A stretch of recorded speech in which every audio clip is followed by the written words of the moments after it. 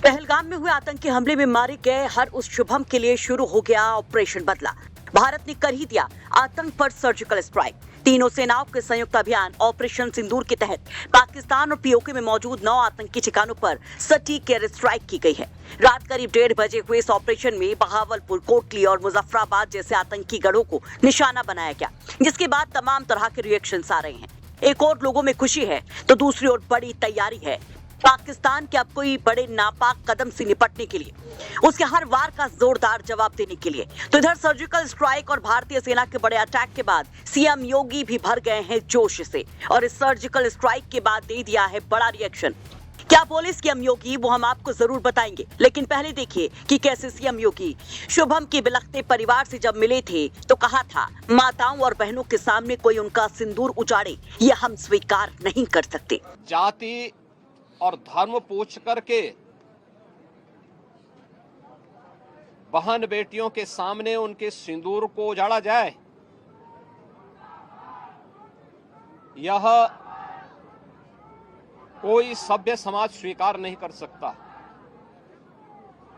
और खास तौर पर भारत के अंदर यह कतई स्वीकार्य नहीं है। 24 अप्रैल को कानपुर पहुंचे थे सीएम योगी शुभम के परिवार से मिलने के लिए, जहां पर रो रो करके शुभम की पत्नी ने सीएम योगी को पूरी बात बताई थी कि आखिर किस तरह से आतंकियों ने ये खूनी खेल खेला था, किस तरह से उन्होंने चुनौती देते हुए तमाम महिलाओं के सिंदूर उजाड़ने का ये गंदा खेल किया था। और इसके 15 दिन के अंदर ही हो गया बड़ा हमला ऑपरेशन सिंदूर के तौर पर पाकिस्तान को मुंहतोड़ जवाब देने के लिए, बदला लेने के लिए, जिस पर सीएम योगी ने जो कहा अब वो देख लीजिए। उसके बाद देखिएगा ऑपरेशन सिंदूर के बाद यूपी में क्या है तैयारी। योगी ने एक्स पर ऑपरेशन सिंदूर की तस्वीर को शेयर करते हुए लिखा, जय हिंद की सेना। ये संकेत काफी है। वहीं अगर यूपी की तैयारियों की बात करें तो इस ऑपरेशन सिंदूर के बाद यूपी में सभी जिलों में हाई अलर्ट घोषित कर दिया गया है। आज सभी जिलों में मॉक ड्रिल भी करवाई जाएगी। मॉक ड्रिल में हवाई हमले की चेतावनी देने वाले सायरन की टेस्टिंग, क्रैश ब्लैकआउट एक्सरसाइज, नागरिकों को सुरक्षित निकालने के लिए रिहर्सल और आपात स्थिति के दौरान सुरक्षा उपायों में आम जनता को ट्रेनिंग देना शामिल है। हालांकि गृह मंत्रालय की तरफ से यूपी के 19 जिलों को ही मॉक ड्रिल के लिए चिन्हित किया गया था, लेकिन एहतियातन पूरे उत्तर प्रदेश में ये मॉक ड्रिल करवाया जा रहा है।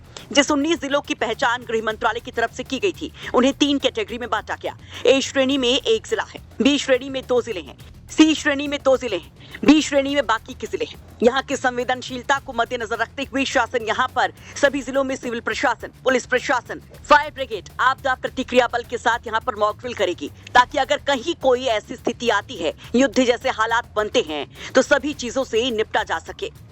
और इसके लिए डीजीपी ने भी कल बड़ा बयान दिया था, जरा वो भी देख लीजिए। 7 मई को सिविल डिफेंस के मॉक ड्रिल के संबंध में निर्देश भारत सरकार से प्राप्त हुए हैं।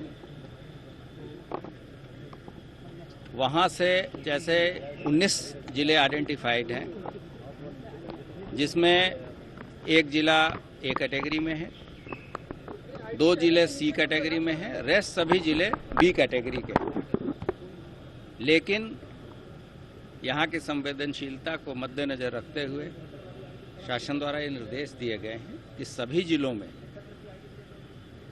और जितने भी हमारे वर्टिकल्स हैं, जैसे सिविल एडमिनिस्ट्रेशन है, पुलिस एडमिनिस्ट्रेशन है, फायर सर्विसेज हैं, डिजास्टर रिस्पांस फोर्स है, सभी के साथ मिलके ये मॉक ड्रिल और प्रिपेयर्डनेस रखा जाए, ताकि आकस्मिकता की स्थिति में हम लोग इन चीजों से निपट सकें। यानी कि कुल मिलाकर पूरी तरीके से देश तैयार है, उत्तर प्रदेश तैयार है।